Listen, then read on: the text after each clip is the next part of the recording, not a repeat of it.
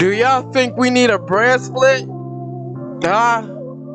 Ladies and gentlemen, hello. Welcome to another video. I'm reacting to the death of the original brand split 2002 through 2011 by Wrestling's Premiere. Make sure you like, comment, subscribe, turn on the post notification bell so you know when I'm posting. Follow me on X, Instagram, TikTok, and become a member of the Reddit today. Yeah. Without further ado, let's get into the video.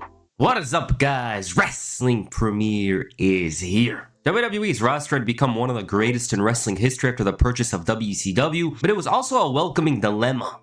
The roster was too big to showcase all these talent, not to mention that there was new guys coming in from OVW, thus the brand split was created. It was originally supposed to be WCW and WWF. Raw would go to WCW and SmackDown would remain with the WWF. Vince was very giving in this position because it was the only way to make the brand split work. But then the TV execs and the fans hated the Nitro thing and so it was scrapped. Once the invasion was officially over, plans were in motion for the real brand split that we're all familiar with. The vision of the brand split was a simple one. More pay-per-view events, more opportunities for wrestlers to shine, and more money. But it was still a huge risk and almost guaranteed that the ratings would take a hit. Because Raw and SmackDown had everyone on them. The Rock, Stone Cold, The Undertaker, Triple H, and with this change, you see half of the star power on each show. It meant that the WWF had to be committed to this idea and take a hit. The brand split originally was supposed to be led by... Hey, I want to let y'all know, yeah, this is, 2001 year, so I was about, like, 5, 4. Relax, Obi. So, yeah. Stone Cold and The Rock. It was also driven by a big storyline between Mr. McMahon and Ric Flair that saw both men have to compromise to create their own vision of the WWF, and that meant they had to split the brands. While Rock and Austin did not fit the actual plans as time went on, I really liked the concept of the original brand split. Both shows had a significantly different identity already with the color scheme and stage, but even the type of wrestlers felt different for both Raw and SmackDown. So much so that whenever you watch the early brand split and see the likes of Jericho and Triple H on SmackDown, it feels a bit weird. You couldn't say the same for somebody like Brock Lesnar, The Rock, and Edge. They fit SmackDown. Look at that photo. Look at this photo. Y'all see this? The shows were different from each other and that helps WWE overall because it offers variety. You don't go to Raw expecting the same stuff as SmackDown. Sure, you'd want the wrestling to be better on Raw or something like that, but the characters, the stories, they were different. The brand split officially set in after SummerSlam, with the previous 4 months seeing each show tinker with their style. Both of them were where they wanted to be in terms of identity and vision, especially SmackDown. Of course, the freaked out stories that Diddy McMahon and Diddy Heyman booked were on both shows. That's a common thing. You know, it's very expected. But they were so separate, the pacing of the shows were different. Like the second hour would start on Raw, the segment for the most part, whereas SmackDown had a match. You know, the top of the hour is a very important time on TV, and SmackDown just allowed for Los Guerreros, Rey Mysterio, and these guys to wrestle during that hour instead of having segments. SmackDown wanted to be sports entertainment just as much as it wanted to be pro wrestling. The good thing about the early days of the brand split is how whenever somebody from the other brand would show up, they'd look out of place. Eric Bischoff on SmackDown, with the commentary treating him like the enemy and somebody they want no part of. That brought excitement whenever some random mid-carder would show up. It seemed like a huge deal. The mid-carder looked like a main eventer just by showing up on SmackDown for a moment. The brand split had some novelty too. At one point, the Raw brand had the Intercontinental Championship, whereas SmackDown didn't have one. They did have the Cruiserweight Championship, and the Cruiserweights were a bit of a selling point for the SmackDown brand in the early... Now SmackDown got the United States Championship. Both of them. You know, they're doing something with the male one. Female one?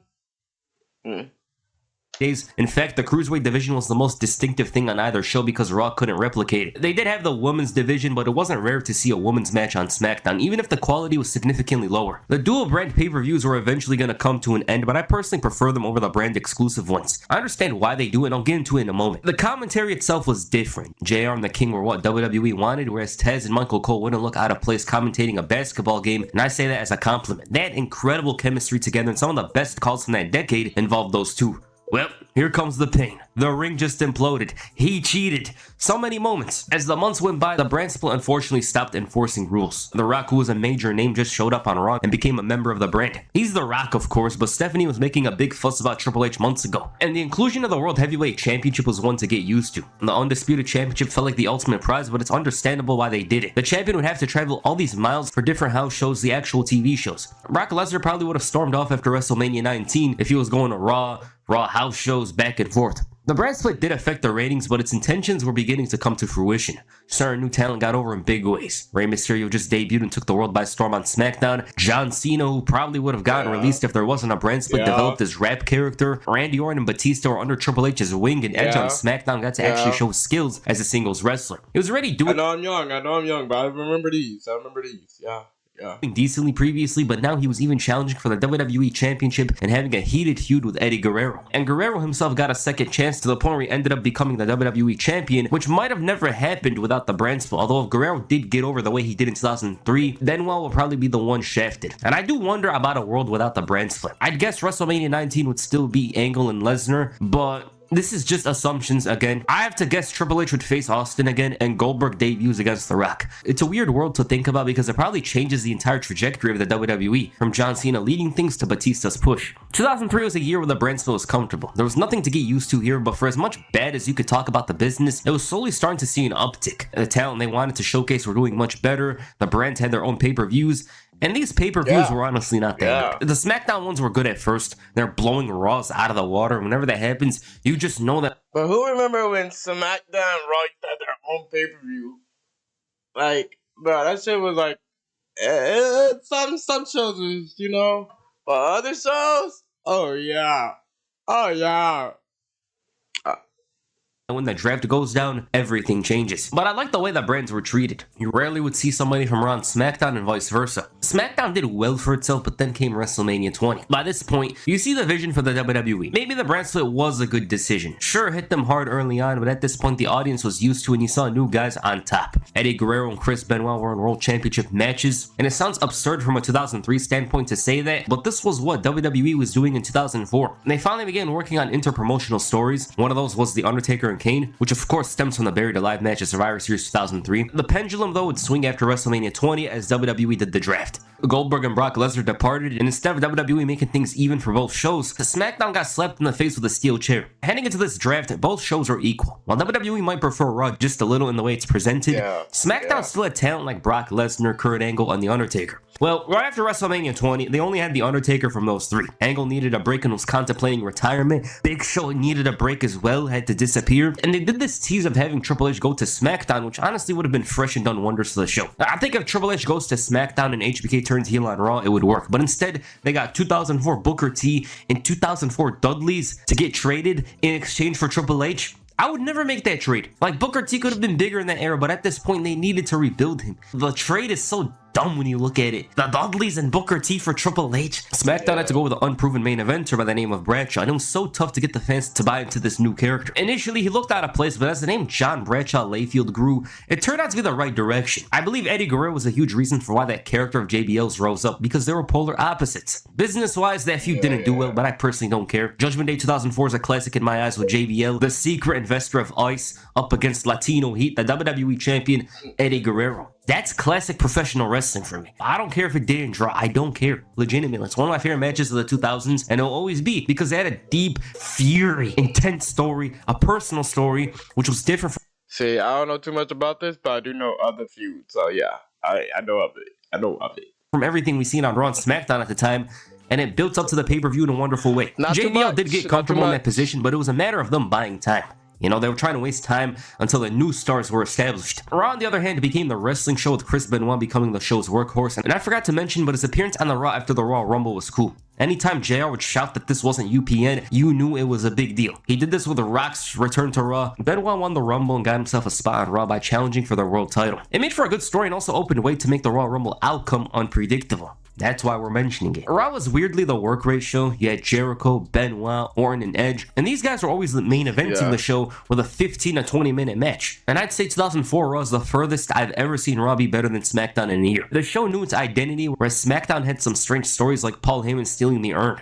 It was less freaky though on both. Just when I say that, this image popped up in my mind, unfortunately. The pay-per-view exclusive shows in 2004 might have been a mistake, legitimately. Like 03s, they weren't terrible or anything like that, but 04, Great American Bash 2004, Unforgiven, No Mercy, Armageddon. They started booking these pay-per-views like they knew the money was going to come in regardless. And at this point, it almost was, because The new Yeah. stars were starting to become established. 2005 was the year where the brands loosened up. It was the loosest it had been up to that point. From a business standpoint, the brand split was in a much worse place as it relates to the brand exclusive pay-per-views, but the ratings were up on both shows. Also helps that WWE moved Raw back to USA Network, but then SmackDown became the clear number 2. It was obvious in the past, but WWE gave every main event they had to Raw, and Batista became number 2 overnight. It wasn't Hey, did y'all think that? Did y'all think Raw has always been number 1 and SmackDown always been number 2? You know, let me know in the comments below. when you went to Me personally, I think, you know, yeah. I don't know why I did this. Yeah. SmackDown, but when he stopped main eventing the dual brand pay-per-views. John Cena took his place, and of course it's because Cena had the youth advantage, but I can't say that Cena felt like a bigger star than Batista in June of 2005. Yeah, he sold that rap album. Yeah, he was a chain gang leader, soldier, all that. But let me just put it this way. If I ask you this question, if this match happened at SummerSlam 2005, John Cena versus Batista, who would win? You most likely would answer Batista. Now, SmackDown was good, but I feel like SmackDown at the time was second place in everything, even though it had many stories and matches better than Raw. This hurts the brand split as a whole to have SmackDown be the clear number 2. The SmackDown draft picks were Christian, Muhammad Hassan, Chris Benoit, and Batista. Raw got John Cena, Kurt Angle, Rob Van Dam, and Carlito. The only 2 who were used by Survivor Series time were Benoit and Batista on the SmackDown side, whereas Raw used all 4 of those draft picks and featured them in major matches and stories. The World Heavyweight Championship was the title in WWE, but not so much as the Raw one by the end of 2005, and fans in some ways understood Raw was the A show by this point. The shows as a whole are more similar now. Yeah. I think in terms of feel during this era, Raw and SmackDown are mostly the same as opposed to how different they were in 03. But it was also becoming less of a surprise to see somebody from Raw and SmackDown and vice versa. There was that big SmackDown versus Raw feud which was much needed, and it's kind of crazy how they never actually did it until 2005, but it was a wonderful storyline. WWE shifted its focus towards Raw more. The buy rates for the brand exclusive shows fell a bit, but mostly on SmackDown's part because Raw was selling HBK and God as a tag team. You know, that's gonna make money. The DX reunion and a pay-per-view with a Hell in a Cell and TLC matches all in one show. SmackDown wasn't doing good, so they decided to bring in John Cena, the Hardy Boys, and eventually Shawn Michaels for the last 2 SmackDown pay-per-views. ECW's launching also didn't help the brand split as a whole, and at that point, fans weren't interested in paying $40 for the events. Imagine paying $40 for December to Dismember, and someone probably did over here, which is unfortunate. Now we paying something $30 for ESPN. Are we kidding me? Are you kidding me? $30 for ESPN to watch PLEs. Okay. I still feel bad for you. So WWE reverted to the dual branded pay-per-views, and I can't say it wasn't much needed. Sometimes the events tried too hard or got lazy to sell the events. Sometimes the shows weren't as good as they should be, and you had to pay $40 for it. $34.99, I believe, then $39.99. It did lead to some good. That ladder match from Armageddon 2006 stands out. I enjoyed it, but at this point, it's like dual branded pay-per-views were the move. Raw was the number 1 show, SmackDown was number 2, and the main event scene had mostly the same guys. MVP, Carlito, Mr. Kennedy, and Shelton Benjamin never got to that higher level, which basically negates a part of the brand split. A part of the reason it started was to give others new opportunities. And in terms of new talent, none of the new guys became stars. Some of it was backstage things, the fact that they didn't see them as good as they were predicted to be, but the brand split was dying. There was almost no reason to keep it going. Star power took a huge hit, and I'm just thinking to myself, imagine the SmackDown exclusive pay-per-view of late 2007 without The Undertaker, Rey Mysterio, and Edge. It would be tragic. You'd see some nonsense like Crystal Marshall and Vicky Guerrero having a match. It's for the best that the dual branded pay-per-views returned. The buy rates didn't justify a reason for it to continue, and WWE's roster previously was very stacked and strong, but now it was depleted. And it wasn't depleted because guys disappeared, they were just injured. And from here on, they had a better handling of their top guys, so it wasn't an issue over whether or not these guys could be showcased. They had Jericho, Cena, Edge, Batista, Undertaker, DX, Jeff Hardy, CM Punk, Randy Orton, and it's said, but WWE's 2008 roster was stacked. That's the millionth time somebody said it probably. Give me my prize. They didn't need to be separated as hard as they were previously. It was looser. Guys were still on their show, but it wasn't shocking anymore to see The Undertaker on Raw and Randy Orton on SmackDown. SmackDown had their work cut out for them on many occasions, but it's natural for the show to lose stars and rebuild. But for the first time in 2008, WWE actually did a reasonable and equal draft. Triple H, Mr. Kennedy, Jeff Hardy, and Umaga went to SmackDown. Triple H was also the WWE champion at the time, which was the biggest title in the company and the belt to win. So it was interesting, but they did lose Batista and Rey Mysterio. The brand split wasn't forced as well, but on the bright side, SmackDown, which was better than Raw, was finally being seen as a much bigger deal. Maybe Triple H held things, but they were starting to main event more shows, and this was carrying to 2009. When I say Triple H held things, just his mere presence would allow for the bookers to book it in a more important manner. I loved SmackDown in 2009, but it seemed like WWE themselves loved it as well, because SmackDown got the main event of Backlash, Judgment Day, Extreme Rules, Night of Champions, SummerSlam, and Breaking Point. They're split on the Royal Rumble, WrestleMania, and TLC, seeing as both brands are featured in the main event. And WWE gave SmackDown a lot of great things that year. Raw had the same three guys in the main event, seeing Cena, Orton, and Triple H, whereas SmackDown was a revolving door involving the likes of The Undertaker, CM Punk, Jeff Hardy, Batista, Rey Mysterio, Edge, and Chris Jericho. Yeah. The stories flowed well in transition. Hey, SmackDown was on one. SmackDown, they was on one for sure. Into the other, and you saw new things as opposed to the same thing. And seeing SmackDown doing well again, they pull their pants down, but this might be the worst or best example of that. 2010, one of the most notorious years in WWE history, a year that in some ways does shape the future of the WWE. SmackDown was better than Raw during this time, but I feel like they needed to drag certain characters away. Batista was the first one gone. He won the title from Cena and just switched brands, then followed the draft. SmackDown was decently sized during this time, but they took away two of their centerpieces,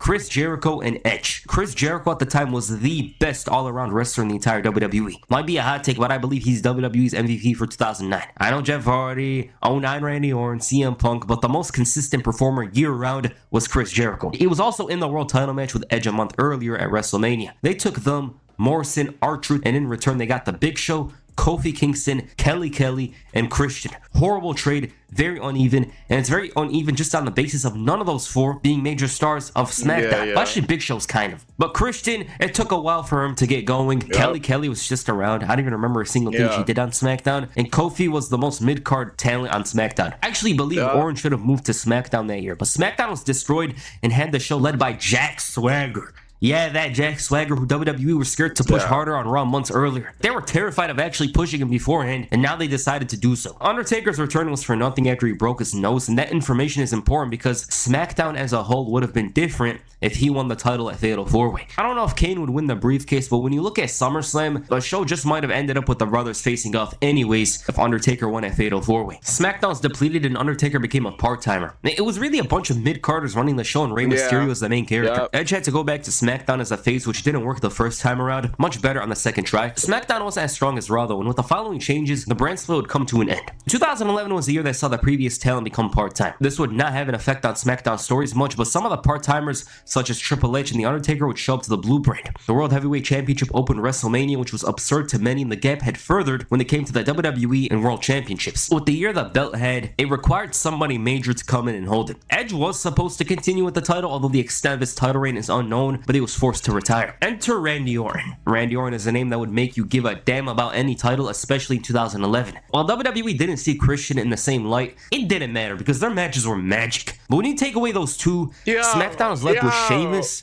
Mark Henry, and Big Show. So that feud was doing some crazy Okay, so I want to let y'all know, I got into wrestling around 2011, but I didn't know about that stuff a little bit. But I got involved with this Randy Orton and Christian feud. Oh yeah.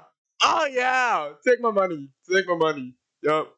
And this is before WWE Network and all that. Yeah. carrying. And if you're left with those three, you don't think to yourself SmackDown's gonna have a good run, but they did. I enjoyed 2011 SmackDown. It's just the star power wasn't there and WWE noticed. I forgot about this, but Big Show was drafted to Raw, but it served no purpose after his tag team with Kane. The guy just respawned back on SmackDown like nothing happened. But those three turned out to be SmackDown's gems alongside Mark Henry and Sheamus. Take my money. Yup. Christian and Randy Orton. They were very important for 2011 SmackDown, and it didn't seem that way initially. You know, it felt like they were gonna do the same old stuff, but then they had the Hall of Pain. Sheamus turned face. Big Show had this heated feud with Henry. Then Daniel Bryan comes in. That feud too? Oh yeah. There's a lot that was going on SmackDown. The brand split came to an end in August of 2011 with Triple H and storyline allowing for SmackDown wrestlers to show up on Raw. The split was over, but guys still featured on certain shows. Randy Orton showed up on Raw, but John Cena rarely showed up on SmackDown. SmackDown didn't have many guys from Raw showing up, and if anything, SmackDown felt like its own show more than Raw. Raw was straight up called Raw Super Show at the time. It wasn't really different to what it was previously, but the only change being that SmackDown wrestlers could come over. And its own stories would also be explored on Raw as well, just like like it was in the Attitude Era. And eventually WWE just abandoned the identity of SmackDown and have Raw guys show up completely after WrestleMania 20, I'd say. But yeah, that's the brand split. Overall, the brand split was never gonna last. WWE is always impatient and they didn't want to give each brand its own identity. SmackDown and Raw at times were different. There was also times where they were the same thing practically, like 05. Personally, I always preferred the Attitude Era roster. They don't have a brand split. Both shows allow for the stories to develop. I always wish that came back, but they never do a good job with it. So we're better off with the brand split. Alright, what you guys think of the brand split? Please comment down below. And that's for this video. Make sure you hit the AA on the like button, perhaps the RK on the subscribe button. Peace. I'm out. Yes, sir. Yes, sir. Hey, make sure y'all like, wrestling's premiere. Hey, fire video. But yeah, how did y'all feel? How did y'all feel about the brand splits? Do you want them to come back? Or are you the person that don't want them to come back? Let me know in the comments. I want them to come back, Like I said, I got into wrestling in 2011, but I didn't know about like things before 2011. So yeah. So, and hey, 2011, oh yeah, got me hooked. But yeah, I miss the shows being their own show, you know what I mean? Like, they're kind of doing it now, but at the same time, there's no split. Let's just say that, there's no split. Like, people are just sticking to their own truth, but there's no split, bro. Yeah, let me know how y'all felt. Do y'all want a brand split? Do y'all not want a brand split? Because people are saying that we're long overdue for one, and I agree. I think we were supposed to have one in August, or around August. I was hearing talks, but never got one. Like, around summertime, but never got one. And, yeah. Raw been the A show. SmackDown been the B show, but it been the A show sometimes, but very rarely. But yeah, make sure you like, comment, subscribe, turn on the post notification bell so you know when I'm posting. Follow me on X, Instagram, TikTok, and become a member of the Reddit today. And yeah, I'll see y'all in the next video. Y'all have a great day. Peace.